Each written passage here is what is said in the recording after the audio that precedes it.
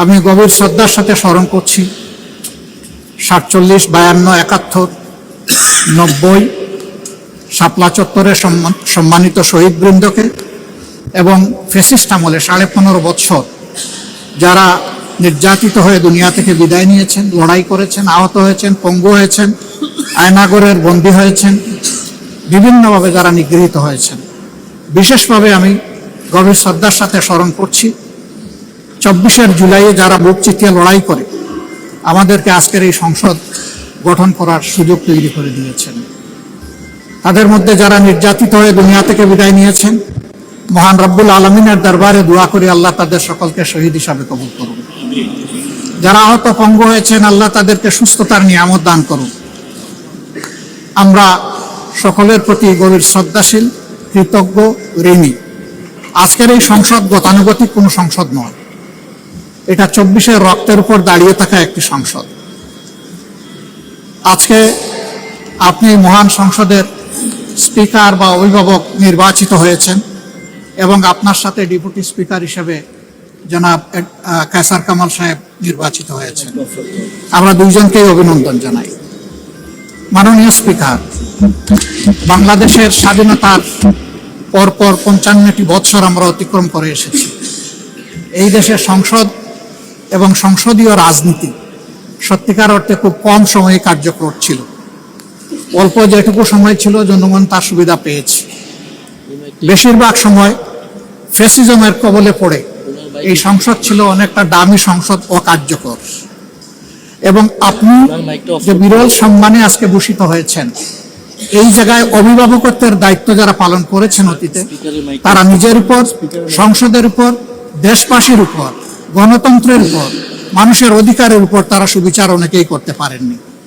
আমরা আশা করব আপনার এই অভিভাবকত্বের জায়গা থেকে, আপনি যদি একটা দল থেকে নির্বাচিত হয়ে সংসদে এসেছেন, কিন্তু ইতিমধ্যেই আপনি ঘোষণা দিয়েছেন যে আপনি জাতীয়তাবাদী দলের স্থায়ী কমিটির সদস্য পদ থেকে পদত্যাগ করেছেন।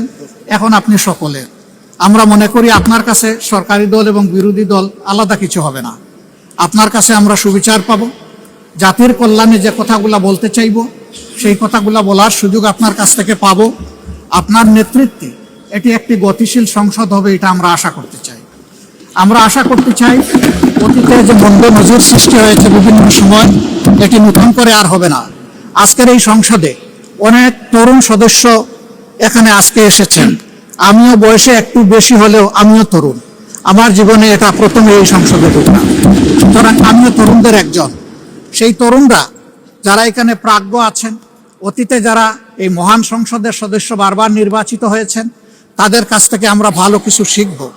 আমরা অতীতের সংসদগুলোতে দেখেছি এখানে দেশের মানুষের কল্যাণ বিবেচনায় আলোচনা না হয়ে মানুষের চরিত্র হননের জন্য এখানে বিপুল সময় ব্যয় করা হয়েছে।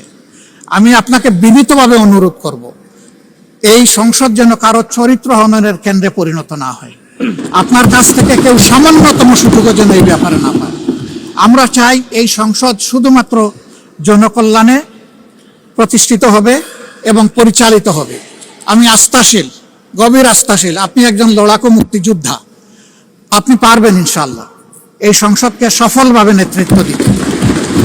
আমরা আপনার সঙ্গত প্রত্যেকটি বিষয়ে কথা দিচ্ছি, আমরা আপনাকে সমর্থন দিব, সহযোগিতা দিব, আপনার জন্য দোয়া করব। আমরা আপনার কাছ থেকে শুধু ইনসাফ আশা করব। আপনি যদি এই সংসদের উপর ইনসাফ করেন, তাহলে 18 কোটি মানুষের উপর ইনসাফ করা হবে। কারণ রাষ্ট্রের গুরুত্বপূর্ণ 3টি অঙ্গের এটি হচ্ছে সবচেয়ে গুরুত্বপূর্ণ অঙ্গ। এই অঙ্গটা যখন সুস্থ সবলভাবে পরিচালিত হবে, বাকি 2টা অঙ্গ সরাসরি সেইভাবেই কাজ করবে। মাননীয় স্পিকার, আবারও বলি, জুলাইয়ের রক্তের উপর দাঁড়িয়ে এই সংসদ, জুলাইয়ের একটা প্রত্যাশা ছিল, একটা মাত্র স্লোগান ছিল, উই ওয়ান্ট জাস্টিস। আমি আবার এটা এখন উচ্চারণ করলাম, উই ওয়ান্ট জাস্টিস। আপনার মাধ্যমে সমাজের সকল অসঙ্গতি, অন্যায়, অপরাধ, দুর্বৃত্তপনা, এটা রাজনৈতিক হোক, অর্থনৈতিক হোক, সাংস্কৃতিক হোক, এই সবগুলার অবসান ঘটবে এই সংসদকে কেন্দ্র করে। এই প্রত্যাশা ব্যক্ত করে আমি আপনার সুস্বাস্থ্য, দীর্ঘ হায়াত কামনা করছি এবং সফল নেতৃত্ব আমি কামনা করছি, যে আপনি অভিভাবক হিসাবে ইনশাআল্লাহ সফলভাবে নেতৃত্ব দিবেন। আল্লাহ হাফিজ। আসসালামু আলাইকুম ওয়া রাহমাতুল্লাহ।